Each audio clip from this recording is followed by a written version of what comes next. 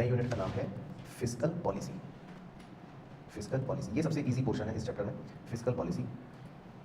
तो fiscal policy word शायद आपने पहले सुन रखा होगा, है ना। हमने इस चैप्टर की इंट्रोडक्शन में भी वैसे पढ़ा था कि फिस्कल पॉलिसी क्या होती है। तो याद है किसी को फिस्कल पॉलिसी? किसे कहते हैं फिस्कल पॉलिसी? जो गवर्नमेंट बनाती है ना, बिल्कुल सही, राइट। और अभी हमने पिछले यूनिट में वो भी पढ़ा था, बजट, है ना। तो बस वही लिंक है इसमें कि सरकार जो बजट बनाती है ना, तो सरकार अपने बजट में अपने एक्सपेंडिचर लिखती है, रेवेन्यू लिखती है। तो एक्सपेंडिचर और रेवेन्यूज की पॉलिसी को फिस्कल पॉलिसी भी कह देते हैं सरकार की। तो सरकार की ही पॉलिसी को फिस्कल पॉलिसी नाम देती है बेसिकली, ठीक है। चलो तो आप सबसे पहले ऐसे लिखना, पॉइंट नंबर 1 इंट्रोडक्शन। तो पहले कुछ बेसिक छोटी छोटी बातें लिखते हैं, फिर धीरे धीरे चैप्टर में आपको सिखाऊंगा। इसमें मेरे को बस मेन चीज़ ये सिखानी है कि सरकार की दो पॉलिसियाँ होती हैं, मतलब फिस्कल पॉलिसी के अंदर सरकार की दो टेक्निक्स होती हैं, उनके बारे में हम डिस्कशन करना होता है, ठीक है ना। तो इंट्रोडक्शन में आप लिखो सबसे पहले फर्स्ट एरो डाल के, budgetary policy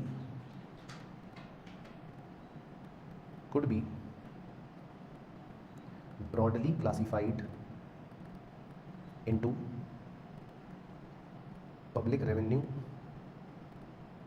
including taxation, comma, public expenditure, comma, public debt, and finally deficit financing. And finally deficit financing. तो budgetary policy could be broadly classified into public revenue. Public revenue को आप underline करके इस पे 1 बना लेना, including taxation, comma public expenditure इस पे 2 बना लेना, कॉमा पब्लिक डेट इस पर 3 बना लेना, एंड फाइनली डेफिसिट फाइनेंसिंग इस पे 4 बना लेना। तो सरकार की जो बजटरी पॉलिसी होती है, जो सरकार का बजट होता है, उनमें बेसिकली 4 बातें होती हैं बस मेन, उनमें 4 मेन बातें होती हैं। एक हो गया पब्लिक रेवेन्यू। पब्लिक रेवेन्यू का मतलब हिंदी में लिख लो अगर आपको अपने बेसिक समझने के लिए लिखना है कि भाई सरकार का रेवेन्यू, कि सरकार को रेवेन्यू कहाँ से आएगा, सरकार की इनकम कहाँ से होगी, है ना, ये मतलब हो गया कि सरकार का इनकम या रेवेन्यू क्या है। तो ये आपने पिछले यूनिट में पढ़ा था, है ना चौहान साहब। तो बताओ सरकार का रेवेन्यू कहाँ से होता है?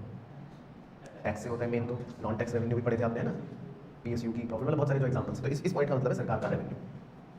अच्छा, फिर कॉमा पब्लिक एक्सपेंडिचर नंबर 2, उसका क्या मतलब है फिर? वेरी गुड, गवर्नमेंट का खर्चा। ये भी आपने पिछले चैप्टर में पढ़ा था, तो इसीलिए मुझे इसकी भी टेंशन नहीं है ना।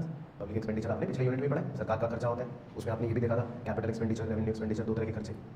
Comma public debt. Public debt याद करो, ये भी पिछले यूनिट में सिखाया है। पब्लिक डेट किसको बोलते थे? हाँ, मतलब गवर्नमेंट की बोरोइंग्स, जिसमें आपने पढ़ा था ना इंटरनल एक्सटर्नल ये सब चीज़ें। तो ये भी बजटरी पॉलिसी होगी। और फाइनली होती है डेफिसिट फाइनेंसिंग। डेफिसिट फाइनेंसिंग का मतलब क्या होता है? हाँ, डेफिसिट को पूरा करने के लिए, मतलब जैसे सरकार के बजट में आपने डेफिसिट पढ़ा था ना, याद है।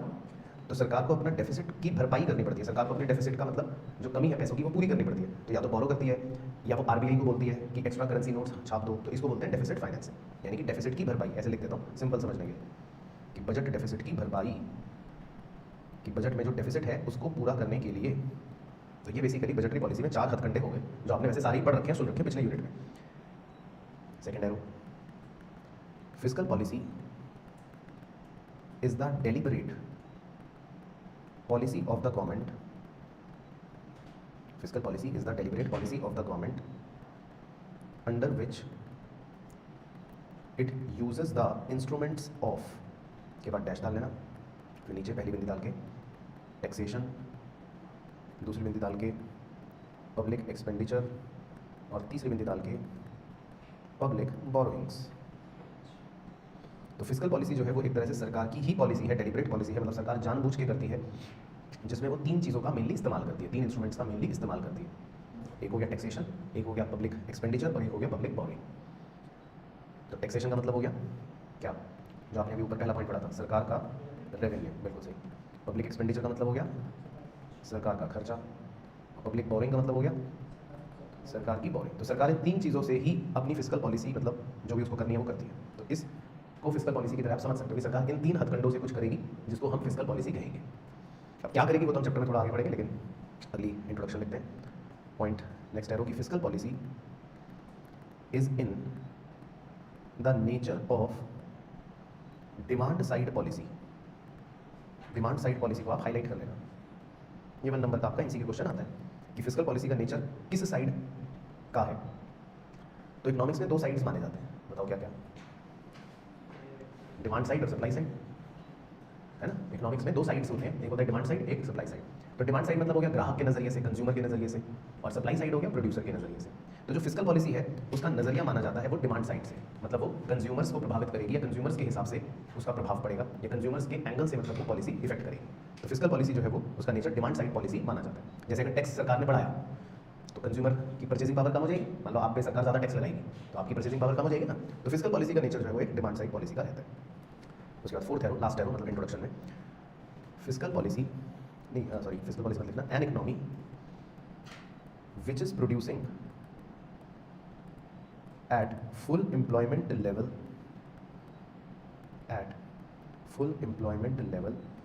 does not require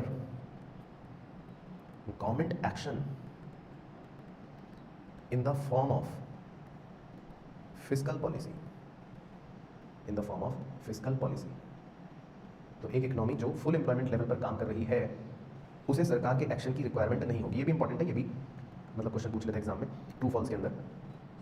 तो इसका मतलब ये है कि अगर आप याद करो पुरानी बातें भी, कीन्स की बात भी याद करो, तो कीन्स ने भी ये एज्यूम करा था कि इकोनॉमी जनरली फुल एम्प्लॉयमेंट पर काम नहीं करती है ना। तो ये पॉइंट उसी को नेगेटिव लैंग्वेज में कह रहा है कि अगर इकोनॉमी फुल एम्प्लॉयमेंट लेवल पर होगी, है ना, अगर इकोनॉमी फुल एम्प्लॉयमेंट लेवल पर होगी तो फिर तो फिस्कल पॉलिसी की जरूरत ही नहीं पड़ेगी, ये कह रहे हैं। तो ऐसा कभी वैसे होता नहीं है कि इकोनॉमी फुल एम्प्लॉयमेंट पर चल रही है। जैसे हमारे देश का आप एग्जांपल लो तो हम फुल एम्प्लॉयमेंट लेवल पर चलते हैं, नहीं चल रहे, हम तो बहुत अंडर एम्प्लॉयमेंट लेवल पर चल रहे हैं, लोग बेरोजगार घूम रहे हैं ना। तो जनरली इकोनॉमियां फुल एम्प्लॉयमेंट लेवल पर नहीं होती और इसीलिए सरकार को फिस्कल पॉलिसी का एक्शन लेना पड़ता है। तो ये लाइन उसी चीज को मतलब नेगेटिव तरह से कह रहा है कि अगर इकोनॉमी फुल एम्प्लॉयमेंट लेवल पर होगी तो फिर गवर्नमेंट को फिस्कल पॉलिसी की जरूरत नहीं पड़ेगी, जबकि ऐसा वैसे नहीं होता प्रैक्टिकली। ठीक, तो समझ गए मेनली मोटा मोटी की फिस्कल पॉलिसी क्या होगी। तो ये सब मतलब टूल्स हैं, सरकार कुछ करेगी। अब पॉइंट नंबर 2, ऑब्जेक्टिव्स। कि सर इसके ऑब्जेक्टिव्स क्या है, सरकार को क्या दिमाग खराब हो गया अचानक से कि जो सरकार को सपने आ रहे हैं कि चलो भी कुछ करना है। तो आखिर फिस्कल पॉलिसी के ऑब्जेक्टिव्स क्या हैं सर, आखिर क्यों करती है सरकार ये। तो आप इसके 4 ऑब्जेक्टिव्स लिख लो मोटे मोटे कि भाई सरकार आखिर ये क्यों कर रही है फिस्कल पॉलिसी। तो फर्स्ट एरो डाल के लिख लो, achievement and maintenance of full employment. पहला तो वही कि सरकार चाहती है हम फुल एम्प्लॉयमेंट तक पहुंच जाएं, हम फुल एम्प्लॉयमेंट को अचीव कर लें। तो achievement and maintenance of full employment, क्योंकि सरकार का ये पहला ऑब्जेक्टिव होगा। दूसरा, maintenance of price stability. Price stability को आप बादल बना लेना। सरकार का दूसरा ऑब्जेक्टिव है कि भाई प्राइस जो है वो स्टेबल रहे। और ये आपने ऑब्जेक्टिव्स पहले भी सुन रखे हैं। तो सरकार का ऑब्जेक्टिव होता है कि प्राइस जो है वो स्टेबल रहना चाहिए, बहुत ज़्यादा महंगाई या बहुत ज़्यादा डिफ्लेशन ना हो जाए। तो ये भी इसीलिए फिस्कल पॉलिसी बनाती है। तीसरा, acceleration of the rate of economic development. Economic development तेजी से हो, देश का विकास तेजी से हो, इसीलिए सरकार फिस्कल पॉलिसी लेकर आती है समय समय पर। तो एक्सीलरेशन मतलब रफ्तार of the rate of economic development, economic development तेजी से बढ़े, ये भी सरकार का ऑब्जेक्टिव होता है।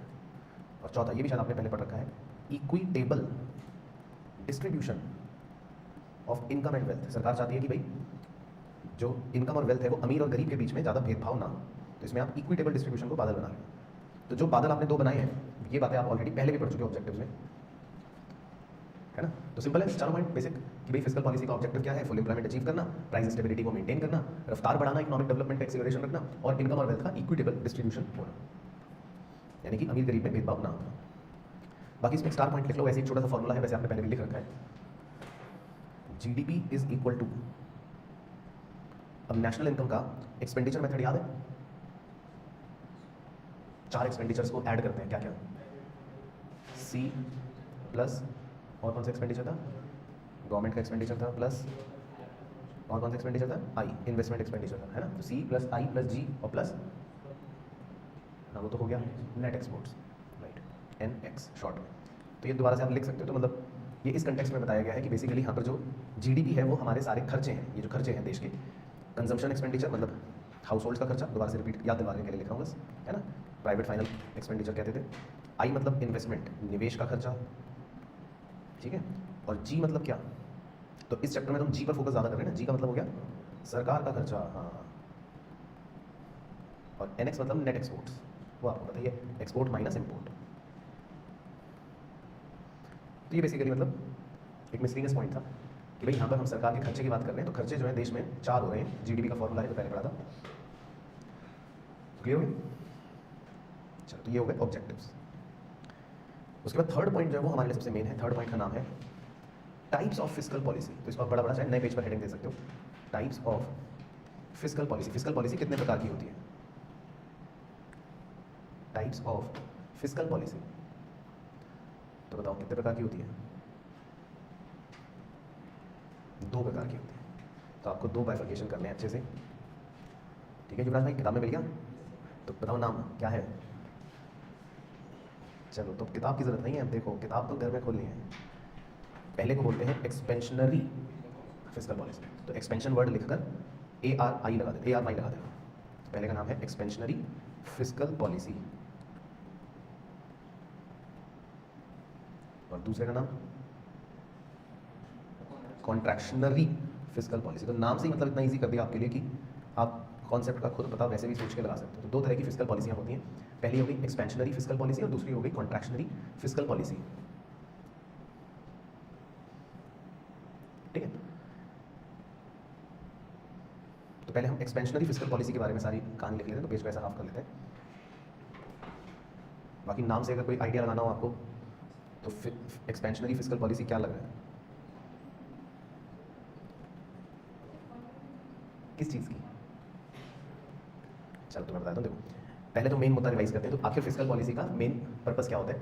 जैसे अगर मान लो देश में लोगों के पास बहुत पैसा है, ठीक है, और सरकार चाहती है हम पैसा कम करना है, डिमांड कम करनी है। तो जब डिमांड कम करना चाहती है तो डिमांड कम होने को हम कॉन्ट्रैक्शन कहते हैं, तो वो हो गया कॉन्ट्रैक्शनरी फिस्कल पॉलिसी। लेकिन अगर इसके उल्टा, इसके विपरीत सरकार चाहती है कि लोगों के पास ज़्यादा पैसा आए, लोग ज़्यादा खर्च करें, लोग ज़्यादा डिमांड करें, तो उस पॉलिसी को कहते हैं एक्सपेंशनरी फिस्कल पॉलिसी। तो यहाँ पर सरकार का मोटिव होता है कि लोग ज़्यादा खर्चा करें, इसको बोलते हैं एक्सपेंशनरी फिस्कल पॉलिसी। तो इसमें आप लिखो कुछ छोटी छोटी बातें बिंदी डाल के, पहली बिंदी, it is a policy measure to close a recessionary gap, या ब्रैकेट में लिख सकते हो दैट इज डिफ्लेशन। ये पॉलिसी सरकार रिफ्लेशनरी गैप को खत्म करने के लिए लाती है। रिफ्लेशनरी गैप का मतलब है, ये डिफ्लेशन का मतलब है, वो भी लिख लो चाहे रिवीजन के लिए कि डिफ्लेशन का मतलब क्या होता है बताओ? हाँ, डिफ्लेशनरी गैप मतलब उसका बेसिक देसी मतलब क्या होता है कि इकोनॉमी में डिमांड कम है। जैसे आप कोविड का टाइम याद करो, कोविड के टाइम में डिमांड ज़्यादा थी देश में या कम? कम थी, है ना, क्योंकि लोगों को तब खर्च नहीं करना था, सब डरे हुए थे। तो उस तरह के सिनेरियो को हम डिफ्लेशनरी गैप या रिफ्लेशनरी गैप, रिसेशनरी गैप या डिफ्लेशन कह सकते हैं। तो सरकार ये पॉलिसी डिफ्लेशन को खत्म करने के लिए या रिसेशनरी गैप को खत्म करने के लिए लेकर आती है। अब इसमें सरकार क्या करेगी बताओ? दूसरी बिंदी, अगर सरकार को टैक्स की बात करूँ, पहले टैक्स बढ़ाना चाहिए या कम करना चाहिए? वेरी गुड, कम करना चाहिए, क्योंकि जब सरकार टैक्स कम करेगी तभी लोग खर्च कर पाएंगे ज़्यादा, है ना। तो इसमें लिख लो दूसरी बिंदी में, cut all types of taxes. सरकार इसमें सभी टैक्सेस को कम कर देती है, कट कर देती है, यानी कि रिड्यूस कर देती है, cut all type of taxes. फिर सरकार को अपने ऐसे में जो पब्लिक एक्सपेंडिचर है वो क्या करने चाहिए? बढ़ाने चाहिए, बिल्कुल सही है ना। तो इंक्रीज इन पब्लिक एक्सपेंडिचर, सरकार अब अपने खर्चे ज़्यादा करेगी, ज़्यादा सड़क बनाएगी, ज़्यादा ब्रिजेस बनाएगी, ताकि जितना ज़्यादा वो सरकार खर्चा करेगी उतना लोगों में, देश में कुछ ना कुछ पैसा पहुँचेगा। तो इंक्रीज इन पब्लिक एक्सपेंडिचर। और अगली बिंदी,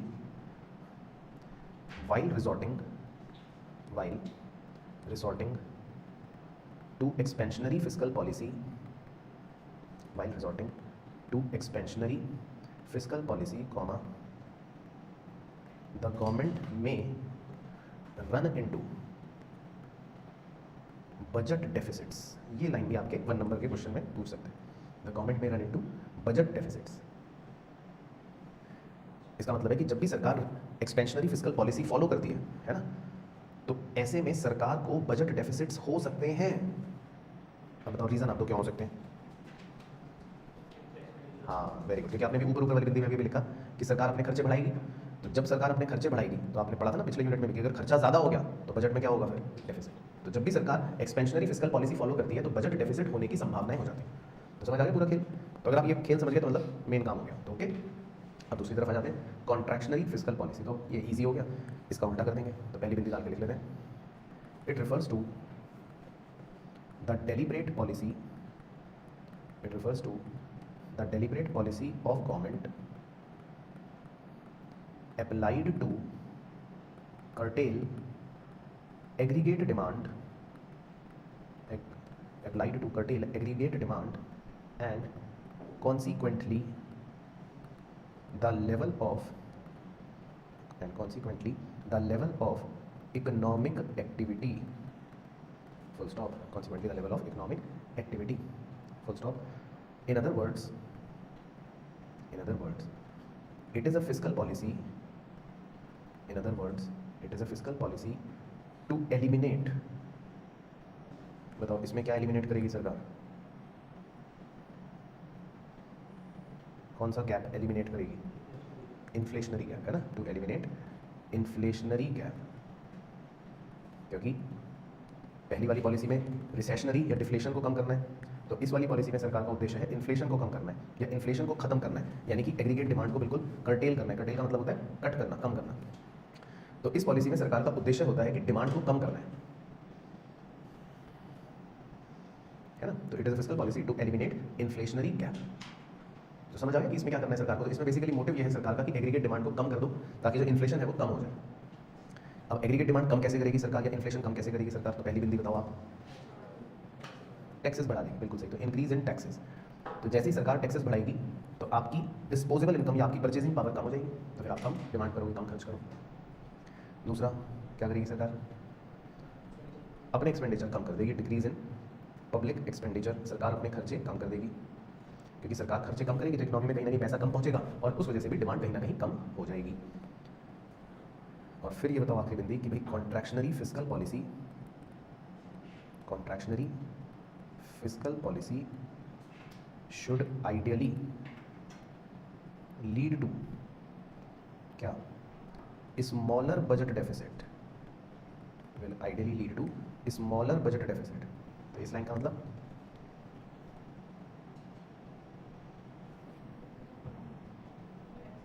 हाँ, जो डेफिसिट है वो थोड़ा कम रहेगा, क्योंकि सरकार देखो खर्चा कम कर रही है। अभी आपने लिखा ना ऊपर पॉइंट में, डिक्रीज इन पब्लिक एक्सपेंडिचर, सरकार खर्चा कम कर रही है। तो अगर सरकार खर्चा कम करेगी तो ऐसे में डेफिसिट भी क्या होगा, कम होगा। तो इसीलिए लिखा है स्मॉलर बजट डेफिसिट। तो समझ आ रहा है सारा पॉइंट, कोई दिक्कत तो नहीं किसी भी बच्चे को। चलो, तो बस ये मतलब दो प्रकार की फिस्कल पॉलिसियाँ होती है, इसको आप क्लोज कर सकते हो। तो ये हो गई दोनों टाइप्स की फिस्कल पॉलिसीज। इसके बाद पॉइंट नंबर 4, अब छोटे छोटे पॉइंट्स हैं कुछ कि भाई जो हमने ये फिस्कल पॉलिसियाँ देखी, इनके अंदर जो हमने इंस्ट्रूमेंट्स पढ़े उन्हें एक एक करके थोड़ा सा लिखना है। तो हेडिंग का नाम हो गया इंस्ट्रूमेंट्स ऑफ फिस्कल पॉलिसी, कि फिस्कल पॉलिसी के इंस्ट्रूमेंट्स क्या हैं, इंस्ट्रूमेंट्स ऑफ फिस्कल पॉलिसी। तो लिख लो नंबर 1। तो पहला इंस्ट्रूमेंट क्या है बताओ, सोचो, मतलब कोई भी इंस्ट्रूमेंट क्या है। ये इंट्रोडक्शन का ये वाला पॉइंट पढ़ो। तो मोटे मोटे कितने इंस्ट्रूमेंट्स हैं सरकार के, 3। एक तो सरकार का रेवेन्यू, एक सरकार का खर्चा और एक सरकार की बोरिंग, है ना। तो इन्हीं को इंस्ट्रूमेंट्स कहते हैं। तो बस पहले इन्हीं के बारे में थोड़ा थोड़ा लिखते हैं। तो सबसे पहले हम खर्चे का लिखते हैं। तो नंबर 1 का नाम हो गया गवर्नमेंट एक्सपेंडिचर। हाथ काट दिए जाएंगे दोस्त। Government expenditure, government expenditure. तो गवर्नमेंट एक्सपेंडिचर का मतलब तो आपको पता ही है वैसे, सरकार का खर्चा, है ना। तो यहाँ पर बस मैं ये लिखवा देता हूँ आपको समझाने के लिए कि भाई जो सरकार का खर्चा है तो कौन सा खर्चा, मतलब सरकार क्या कर रही है, कौन सा खर्चा। तो इसमें आप 3 एरो बना लो इसके नीचे। तो पहला लिखना, पहले को बोलते हैं current expenditures, current expenditures to meet day to day running of the government, to meet day to day running of the government. तो इसका मतलब है करंट एक्सपेंडिचर कि भाई जो रोजमर्रा के खर्चे हैं सरकार के, है ना, डे टू डे खर्चों, तो डे टू डे खर्चों को बोल दिया करंट एक्सपेंडिचर। अच्छा, दूसरे खर्चे कौन से हो गए सरकार के, कैपिटल एक्सपेंडिचर, मोटे खर्चे, वो तो बहुत ही इररेगुलर होंगे, नॉन रिकरिंग होंगे, है ना। कैपिटल एक्सपेंडिचर ब्रैकेट में लिख सकते हो, इन फॉर्म ऑफ इन्वेस्टमेंट्स। अब सरकार ने कोई इन्वेस्टमेंट करी, कोई मशीन खरीदी, कोई कैपिटल इक्विपमेंट खरीदा, तो वो खर्चे जो हैं वो इररेगुलर नेचर के हैं, तो उनको हम बोल देंगे कैपिटल एक्सपेंडिचर। तीसरे युवराज भाई किताब में देख के बताओ, ट्रांसफर पेमेंट्स, वेरी गुड। तो तीसरे होते हैं ट्रांसफर पेमेंट्स सरकार के। ट्रांसफर पेमेंट्स का मतलब हो गया कि भाई वो वाले खर्चे सरकार के जो सरकार मुफ्त में किसी को दे रही। अब भाई मान लो कहीं बाढ़ आ गई, अब वहाँ पे सरकार ने फ्री में खाना पहुँचाया या फिर मदद पहुँचा दी किसी को, तो सरकार के ये भी तो खर्चे ही हुए ना। तो इनको नाम दे दिया ट्रांसफर पेमेंट्स, मतलब कि डैशदार कैसे लिख सकते हो, which do not contribute to GDP, which do not contribute to GDP, है ना। तो सरकार ने कोई फ्लड विक्टिम्स को 5-5 लाख रुपए दिए, तो इससे क्या कहेंगे, ट्रांसफर पेमेंट, है ना। तो ये मतलब सरकार के बेसिकली खर्चे हो गए जो सरकार कर सकती है। बाकी वो तो आपको पता ही है, मैं दोबारा से बस लिख रहा हूँ ओरली आपसे पूछ के कि भाई अगर सरकार अपने खर्चे बढ़ाएगी तो इससे इकोनॉमी में क्या होगा, पैसा बढ़ जाएगा। तो मैं ऐसा लिख देता हूँ शॉर्ट में, तो इससे इकोनॉमी में जो एग्रीगेट डिमांड है वो भी बढ़ जाएगी, समझ गए ना लिख के। और अगर सरकार अपने खर्चे कम करती है तो इकोनॉमी में क्या होगा, फिर एग्रीगेट डिमांड भी कम हो जाएगी, इन्फ्लेशन भी कम हो जाएगा, मतलब ऐसे लिख देता हूँ। तो ये लिंक है बेसिकली सरकार के खर्चों का। तो सरकार अगर अपने खर्चे बढ़ाएगी तो देश में डिमांड भी बढ़ेगी, इन्फ्लेशन भी बढ़ेगा, और सरकार अगर अपने खर्चे कम करेगी तो देश में डिमांड भी कम होगी और इन्फ्लेशन भी कम होगा। तो ये भी चाहे दोबारा लिख लो, कोई नहीं, रिवीजन भी हो जाएगा, याद हो जाएगा। तो सरकार के जो खर्चे हैं वो बेसिकली एक इंपॉर्टेंट इंस्ट्रूमेंट है फिस्कल पॉलिसी का। सरकार अपने खर्चों के माध्यम से देश में डिमांड बढ़ा भी सकती है और घटा भी सकती है थोड़ा सा, है ना। तो ये हो गया इंस्ट्रूमेंट गवर्नमेंट एक्सपेंडिचर। अच्छा, इसी तरह दूसरा इंस्ट्रूमेंट क्या है सरकार का? टैक्सेस, है ना, बिल्कुल सही। तो दूसरा इंस्ट्रूमेंट हो गया टैक्सेस।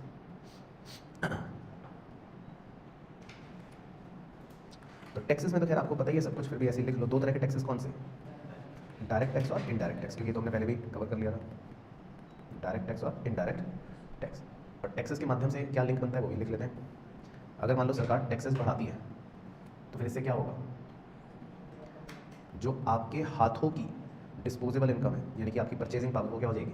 कम हो जाएगी। वो कम हो जाएगी तो फिर डिमांड भी कम हो जाएगी, बस, है ना। और दूसरा भी लिख लो कि अगर सरकार टैक्सेस कम कर देती है तो फिर आपकी डिस्पोजेबल इनकम बढ़ जाएगी, है ना, आपकी क्षमता खरीदने की बढ़ जाएगी, और फिर आप डिमांड भी ज़्यादा करोगे। तो ये सरकार का हथकंडा बन गया टैक्सेस। तो सरकार इसके माध्यम से भी देश की डिमांड को बढ़ा घटा सकती है। तो इसीलिए आप देख रहे हो ना, इसीलिए फिस्कल पॉलिसी को डिमांड साइड पॉलिसी कहते हैं। तो ये डिमांड को प्रभावित कर रही है। शुरू में लिखा था पॉइंट कि फिस्कल पॉलिसी का नेचर कैसा है? Demand side policy. तो सरकार अपनी फिस्कल पॉलिसी से आपकी डिमांड बढ़ा घटा सकती है। तो टैक्स बढ़ाने से डिमांड कम हो जाएगी, टैक्स कम करने से डिमांड बढ़ जाएगी। इसके बाद नंबर 3, तीसरा टूल, हाँ, पब्लिक डेट। पब्लिक डेट, सरकार की बोरोइंग्स, पब्लिक डेट। अब पब्लिक डेट का ये तो आपको पता ही है कि ये दो तरह के होते थे, आपने पढ़ा था पिछले यूनिट में, इंटरनल और एक्सटर्नल। तो उनका मीनिंग तो मैं दोबारा से नहीं लिख पा रहा हूँ, तो सेम ही चीज़ है, ओनली सुन लेते हैं बस। इंटरनल कौन सा? जो अपने लोगों से बोरो कर रही है ना, और एक्सटर्नल जो बाहर से बोरो कर रही है, वर्ल्ड बैंक या IMF से, है ना। तो पब्लिक डेट इंटरनल भी हो सकता है और एक्सटर्नल भी हो सकता है। बाकी इन दोनों को कर्ली ब्रैकेट में कवर करके लिख लो इसके नीचे, फॉर्म्स ऑफ पब्लिक डेट। इसके फॉर्म्स जो है वो मैं आपको बता देता हूँ क्या है। फॉर्म, प्रकार, ये किस रूप में पब्लिक डेट्स हो सकती है, फॉर्म्स ऑफ पब्लिक डेट। तो फॉर्म्स जो है वो दो हैं। तो पहले को बोलते हैं मार्केट लोन्स, पहले को बोलते हैं मार्केट लोन्स, और दूसरे को बोलते हैं स्मॉल सेविंग्स।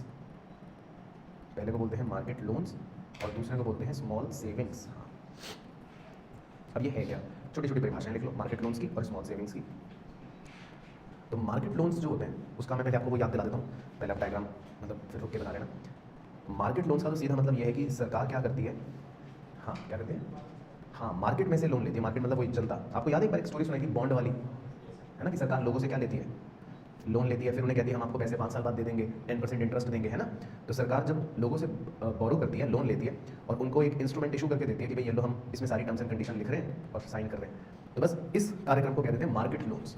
तो मार्केट लोन्स का मतलब ये होगा कि मार्केट से लोन ले रही है सरकार, ठीक है ना। तो ये डायग्राम बना लो बस आप, इसमें मतलब डायग्राम से आपको समझ जाएगा कि मार्केट लोन का मतलब है मार्केट से लोन लेना,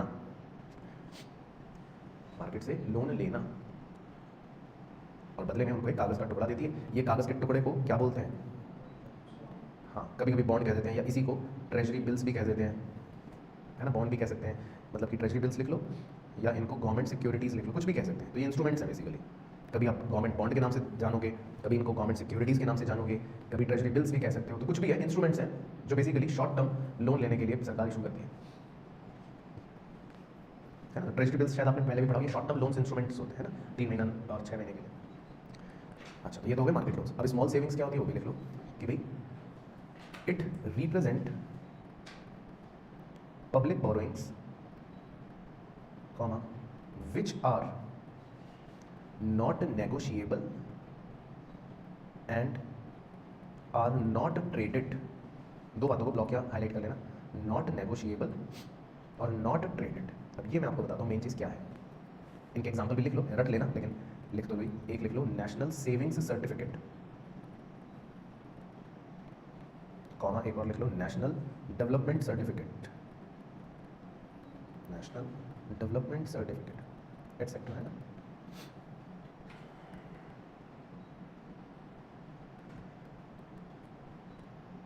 तो अब देखो जी क्या फ़र्क है मार्केट लोन और स्मॉल सेविंग्स में। मार्केट लोन में मैंने आपको बताया कि सरकार लोन लेती है ना, और लोगों को क्या इशू करके देती है, बॉन्ड या ट्रेजरी बिल्स या सिक्योरिटीज़। लेकिन मज़ेदार बात समझना कि ये जो सरकार ट्रेजरी बिल्स या गवर्नमेंट सिक्योरिटीज़ इशू करके देती है, ये आप किसी और को भी ट्रांसफर कर सकते हो, यानी कि ये नेगोशिएबल होते हैं। भाई सरकार ने मुझे चिट्ठी दी, वो मैंने आपको बेच दी, मैंने कहा लो आप रख लो, आपने किसी और को बेच दी, तो ये ट्रेडेबल्स होते हैं, आप इनको ट्रेड कर सकते हो। गवर्नमेंट सिक्योरिटीज़ को क्या कर सकते हो, आप खरीद बेच सकते हो, है ना, ये नेगोशिएबल होते हैं। लेकिन जब सरकार आपसे पैसा लेती है और आपको एक ऐसा सर्टिफिकेट दे देती है कि भाई ये आपका पैसा आपको 10 साल बाद मिलेगा ब्याज के साथ, लेकिन वो चिट्ठी आप क्या नहीं कर सकते बताओ, ना तो किसी को दे सकते, ना खरीद बेच कर सकते उस चिट्ठी की, तो वो स्मॉल सेविंग्स हो गए। तो ये एक मूल फर्क हो गया सरकार के मार्केट लोन और स्मॉल सेविंग्स में। तो सरकार लोन तो दोनों में ले रही है, मतलब पैसा तो दोनों में ले रही है, लेकिन फर्क क्या है कि भाई इसमें आप उस चिट्ठी को ट्रेड कर सकते हो, किसी को दे भी सकते हो, लेकिन उसमें नहीं दे सकते। तो उसके एग्जांपल्स होते हैं जैसे नेशनल सेविंग सर्टिफिकेट। तो आप सरकार को पैसे देते हो, सरकार आपको सर्टिफिकेट देती है कि भाई 10 साल बाद आपके पैसे मिलेंगे वापस विद ब्याज, लेकिन आप इस चिट्ठी को ट्रेड नहीं कर सकते, आप किसी और को नहीं बेच सकते। तो समझ गए। अच्छा, बाकी पब्लिक बोरिंग टाइप वो लिख लेते भाई। जब सरकार बोरो करती है तो होता क्या है, अपनी अंडरस्टैंडिंग के लिए। तो अगर सरकार मान लो पब्लिक डेट रेज करती है ना, तो उससे क्या होगा, मान लो कि पब्लिक डेट बढ़ रहा है, सरकार ने पब्लिक से लोन ले लिया, है ना, ये सोचो ये इधर कि मान लो सरकार लोगों से लोन ले रही है, तो इससे लोगों के पैसे क्या होंगे, कम हो जाएंगे, तो इससे एग्रीगेट डिमांड क्या हो जाएगी, कम हो जाएगी। ठीक है, तो ये लिंक लिख लो बस। तो जब भी सरकार बोरिंग ज़्यादा करती है, पब्लिक डेट ज़्यादा बढ़ाती है, तो उससे डिमांड क्या हो जाती है, कम हो जाती है, और वाइस वर्सा बस। और पब्लिक डेट अगर कम करती है सरकार, मतलब रीपेमेंट कर देती है या लोगों के पैसे वापस कर देती है, तो फिर डिमांड बढ़नी शुरू हो जाती है। तो बेसिकली पब्लिक डेट जो हथियार है वो इस तरह से काम करता है। ठीक है, तो क्लियर हो गई तीनों बातें, 3 मेन इंस्ट्रूमेंट्स ओके हो गए, और इनका टूल का वो भी समझ आ गया कि कैसे होता है।